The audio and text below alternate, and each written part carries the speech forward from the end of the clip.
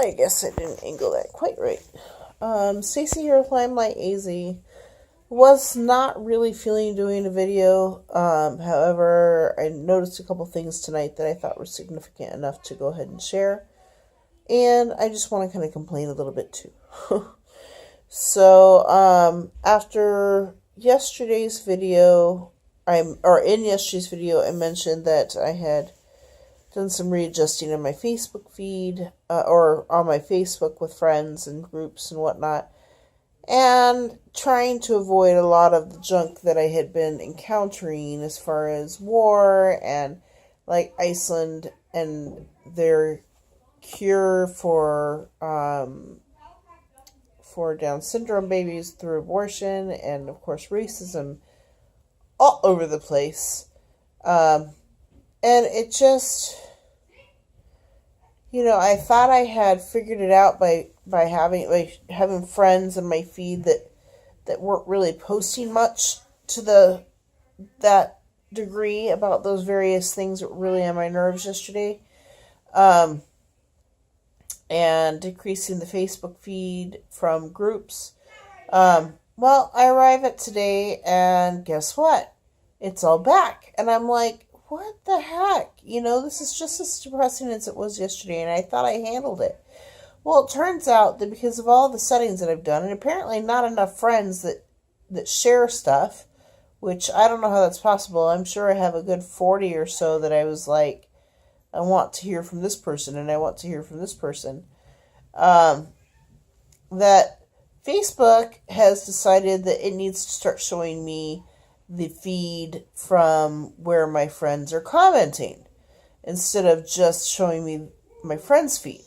So now, let's say I have a friend by the name of, I'm trying to think of somebody I don't actually have, that I'm not actually friends with, a name, Teresa. So I think I have a Teresa on my Facebook page now that I think about it. At any rate, you'll get the idea. But let's say Teresa, I want to see her feed, or her posts. So Teresa decides to comment on one of her friends' posts about one of these topics I don't want to see about, and now Facebook has decided that it's a good idea to show me these comments because I apparently have done enough tweaking with my my settings that it feels that I'm not getting enough feedback from just the posts from my friends, that I must now see the comments that they are commenting on their friends' posts. And my friends are interacting with all of this stuff, and I don't blame them for that. That's their thing. But the friends that I chose tend to not share the things that were bugging me. So it's really irritating that Facebook has still decided that I still need to see this information. And I'm over it. I am going to be off Facebook for a while.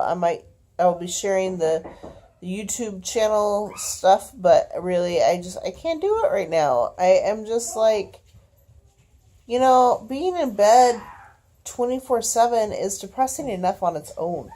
Here I am wanting to get out of this bed and enter the world, into this chaotic world that is going on out there. And it's like, I can't enjoy the world out there even vicariously through the internet because it's all so crappy. There's my rant. I'm just over it for now. Okay, so the real reason I'm doing the video, now that I'm done with my little rant, I still feel it in there, I might not be done, is I finally got a hold of the third book for that series that I did a review on, I don't know, a month ago. We had to do interlibrary loans, so it took a while for it to get here, and so now I'm just starting to read it. I'm looking forward to it. One interesting thing about having a month difference between when I was reading the books before and reading the books now is I can pick the books up. and I can hold them easily with my hands. So that's an improvement, a big improvement. It still hurts a little bit, and it doesn't hurt nearly as much either. Like before, it used to really hurt. In fact, I would like try to like shove and with the palm of my hands and try to get it upright, and it would fall out of my hands frequently. It was really annoying. But apparently, the strength of my hands has gotten significant enough that I can now hold the books just fine, which is interesting because I hadn't really noticed that, and I probably wouldn't have noticed a difference until the next time I decided to read a novel. I did notice tonight that my hand is laying flatter, and it still hurts, and it's still kind of achy, but it's not as achy, and the fact that it's laying flat is different. It hasn't been laying flat, so something's going on with my hands. It's a good thing. So I'm happy about that. I just noticed that like 10 minutes ago, and there was something else I was noticing.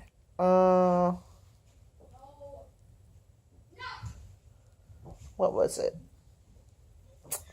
I don't remember.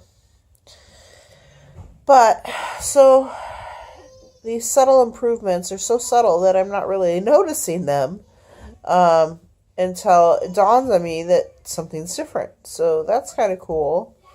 I am stronger. I've been kind of complaining about my muscles being really achy the last couple of days, and I thought it was, because I had really achy muscles after consuming a lot of dairy sometime last week. I think it was 4 or 5 days, maybe 6 days ago.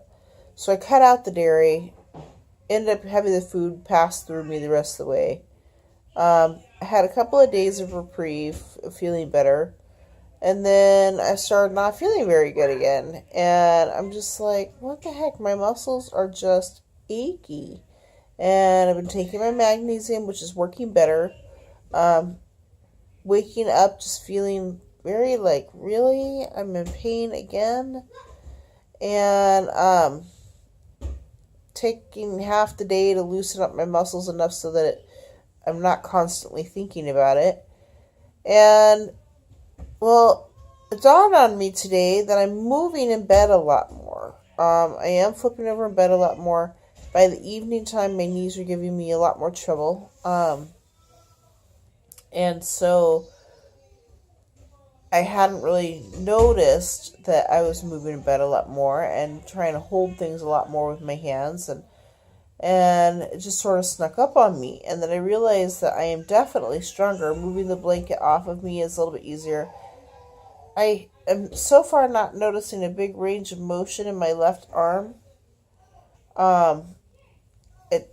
I can't quite lift it very far. Maybe this is a little bit higher. I don't know.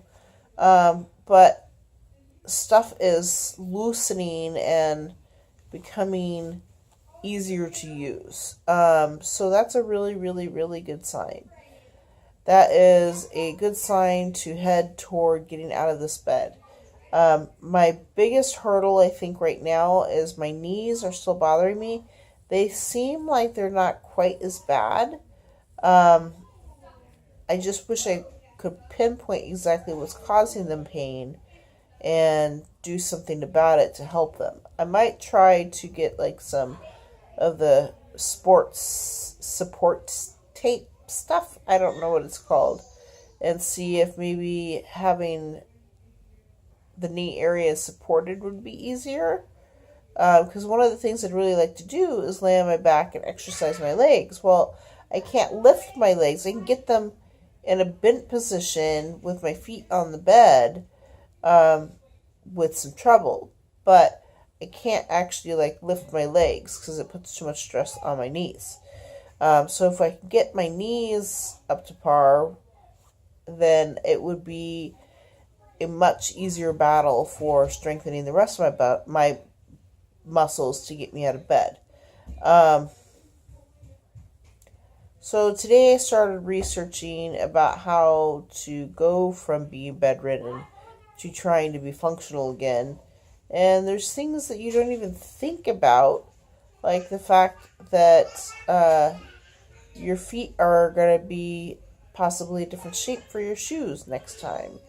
I mean, gosh, I've lost a great deal of weight since the line began, and I think I've only worn my shoes a handful of times since it started. Clothes are definitely going to be fitting differently. In fact, I have hardly any clothes. It was useless to get any clothes because I'm staying in bed nude most of the time. So, because it's easier to deal with me if I don't have clothes that I'm getting trapped in and getting wrapped around me. It's bad enough with a sheet most of the time. So, anyway, so we're going to have to, once I am functional, like find one outfit. I think I might have a couple outfits since moving here. But really, I don't have much clothes, and those clothes are going to be baggy on me at this point. I think altogether I've lost close to 100 pounds since this began in January. Excited about that, but at the same time, I know that when I start building muscle, that's going to be jumping back up, and probably fairly quickly. So that makes me a little bit nervous. I'm glad if it goes to muscle, but I'm not so glad that I won't know how fast it's going to climb. So, we'll see. But it does appear that there are some improvements. I'm still having some trouble battling depression. And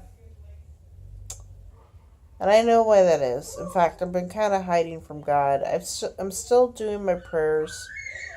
But I'm going to be honest with you and tell you about something that happened. I was debated whether or not I was going to share this, because I don't know what to make of it. And I was really upset by how it transpired. And I am confused by it. And now I feel like I don't know where to go from here. So I told you about the very interesting, what was the video? What did I title it? Information dump. So Tuesday I had, of last week, I'm sorry, I'm going to try to hush kids. I had what I call an information dump. So, this was, for lack of a better way, I've often gotten a knowing over the years. I've really gotten good at listening to God and just knowing and instinctively knowing when God is directing me. And I've gotten really good at making sure that it matches up with Scripture when it happens. Well, so I thought it was January, but it wasn't. It was November, the end of November of last year. I heard audibly, without the use of my ears, Allie's pregnant with a girl. That's what I heard. And she is Rh negative and chose not to use the RhoGAM shot in her first pregnancy. So she was a little concerned that she would not be getting pregnant due to the antibodies attacking any new babies. And I heard that, and I knew at that point she was starting to get a little worried because it had been a while since they had started trying. And so when I heard that, I went, oh, wow, that was different. I wasn't thinking about her. It just came to me. And it was like clear as day. And I'm like, wow. But I was so startled by it, I did not contact her because I didn't want to get her hopes up in case I was hearing wrong. And so the next morning, she contacts me and asks about midwives in Wisconsin. Because, of course, that's where we were living. We had no intention of moving at that point. So I go, are you pregnant? And she goes, I don't know yet. I'm thinking maybe. And I said, you're pregnant. I know you are. And you're pregnant with a girl. I have maintained this through her whole pregnancy. You're pregnant with a girl. You're pregnant with a girl. And people would go, well, how do you know this? Because God told me. You're pregnant with a girl. Um, sure enough, she did find out she was pregnant. She did not have an ultrasound. In our family, both I and she had hair on our bellies with our boys. She didn't have hair on her belly, so it was like confirmation. She's having a girl, and, sorry, unhappiness, so she's having a girl. And I was so sure. And by the way, I have a history of knowing what the genders of the babies are for myself and my daughter. I have been right with all 4 of my kids, and I was right with her first child. So my rate of error is not that high. Granted, this was the first time I'd ever received anything quite like this from God. And it was audible. It was what I could hear. So I maintained throughout her whole pregnancy. She's pregnant with a girl. She's having a girl. No hair shows up on her belly. It's confirmation she's having a girl. And well, then Tuesday happened, and it was a very similar experience. It was audible without the sound actually going through my ears. It's the only way I can explain it. Thoughts very different from my own. Things that I had not thought of. Instructions for how to move along in my life. For now, anyway. All of it matches with Scripture. There was nothing that was against anything from Scripture. And I was, at first, very excited about the experience. It was a very neat experience. And then I started thinking about the heaviness of hearing God's voice. And that started really getting to me and really bothering me. I'm like, God doesn't just talk to people. Not like that. I mean, he might talk to them, but not like that. And then I started getting very scared. I'm like, why is God talking to me? If he's talking to me, it's because he has some major, major thing for me to do that I am sure is not going to be easy. Had gone out on a limb and had talked to a few people about the fact that I had heard from God. And I'm like, the more I thought about it, the more it scared me and terrified me. And the more I was also still somewhat excited. It was a very mixed batch of emotions. Well, then a couple of days later, almost a week later, 6 days later, my daughter has a boy. I'm very happy with the baby. I love the baby. Don't care if the baby was a boy or a girl. In fact, this baby looks a great deal like she did, except a boy. And so then I started thinking about the fact that I heard wrong and what Scripture says about somebody who claims to hear from God or claims to have a word from God and is false. And then I'm really upset because now I am professing things that are not true and not from God. And then I start thinking about what happened on Tuesday. And I'm like, I don't know what to make of this. I don't know what to do with this. Is this the venom going to my brain? Am I completely losing it? I don't know what to do with this. And I still don't. I had been given a bunch of instructions. On Tuesday.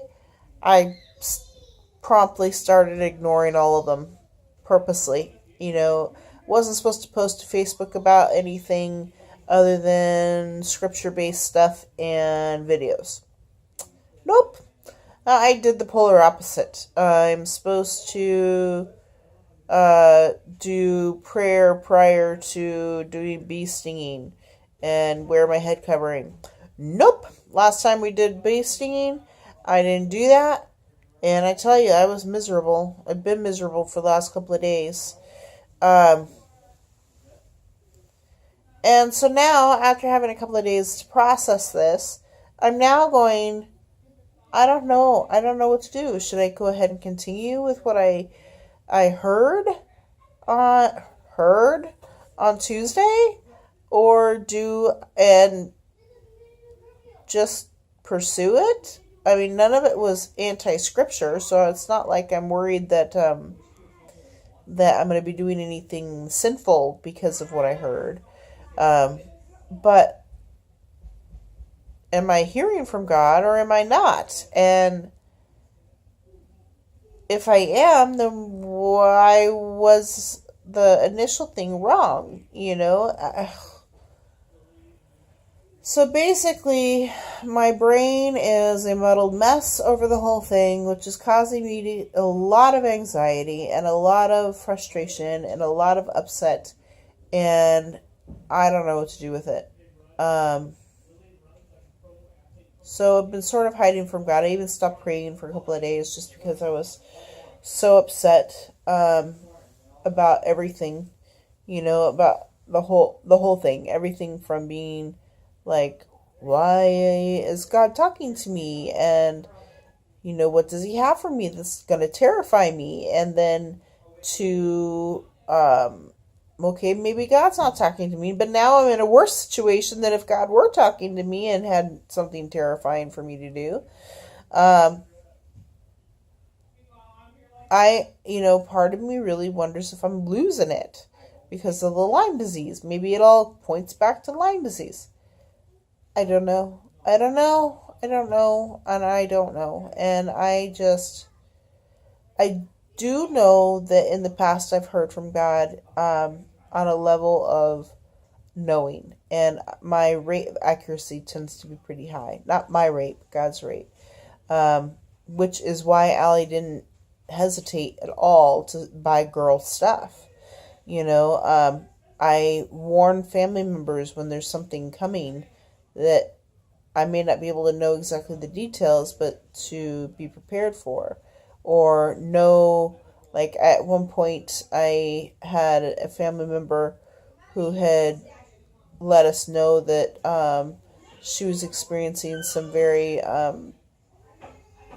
upsetting things in her life. And I was able to confirm that that would be changing, and sure enough, it did. So God definitely has given me some sort of knowing, but this audible thing is new and terrifying, and I don't know what to make of it. This is only the second time that I've experienced something audible like that, and so I don't know. Maybe it takes tweaking, and I don't know how you could tweak that. I mean, it was very clear instructions.